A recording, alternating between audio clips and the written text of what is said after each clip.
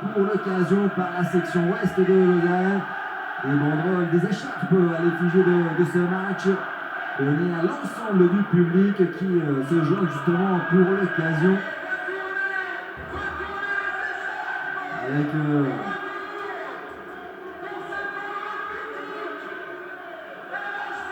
la banderole du Lausanne Hockey Club qui a tout le temps été accrochée en haut de la patinoire. Et le Lausanne ne marchera jamais seul. Donc, on la connaît, la devise ici du côté de Malais, toujours impressionnant d'évoluer dans une patinoire qui affiche souvent en complet cette saison à une seule reprise. Ils ont réussi à faire guichet fermé, c'était face à Genève Servette lors du large succès 8-1, qui est devant les 7600 personnes. Et c'est l'entrée des joueurs à l'instant même du Lausanne Hockey Club qui, évidemment, en rentrant sur la glace et en voyant toutes ces banderoles et toutes ces écharpes tourner sur elles-mêmes, doivent donner aussi une forte impression aux joueurs. Un de tel pour galvaniser les joueurs lausannois pour cette rencontre du côté luganais. Manzato sera aligné devant les filets. Luis Mertsikins qui s'est fait un petit peu taper sur les par ses dirigeants cette semaine. Lui qui avait évoqué dans un média comme quoi le club ne disposait pas d'un coach pour les gardiens à 100%. Les dirigeants ont estimé que le gardien était un petit peu trop bavard et du coup, il a l'interdiction de parler désormais avec les médias, le gardien du HC Lugano. Et du coup, c'est sa double, Daniel Manzato, qui sera aligné ce soir. Daniel Manzato qui n'a plus joué depuis le 28 janvier dernier, c'était du côté de Fribourg, lorsque Lugano l'avait emporté 5-2.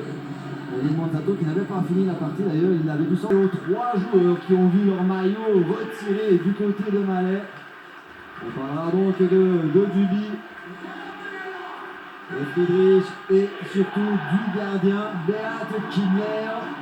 Beat Kindler qui vont porter les 3 maillots qui ont été distinctifs du côté lausannois par le passé. Beat Kindler qui va mettre évidemment encore de l'ambiance, il le faisait déjà à l'époque quand il était gardien. Les 3 légendes lausannoises, eux qui ont véritablement marqué les esprits du côté de Malais, vont donc faire se lâcher le puck pour cette rencontre.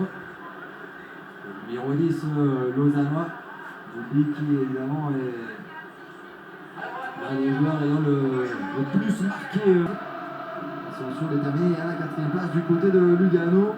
On a récolté 68 points en 48 matchs avec passablement de buts encaissés. Plus de 152 buts encaissés, c'est seulement la 9e statistique.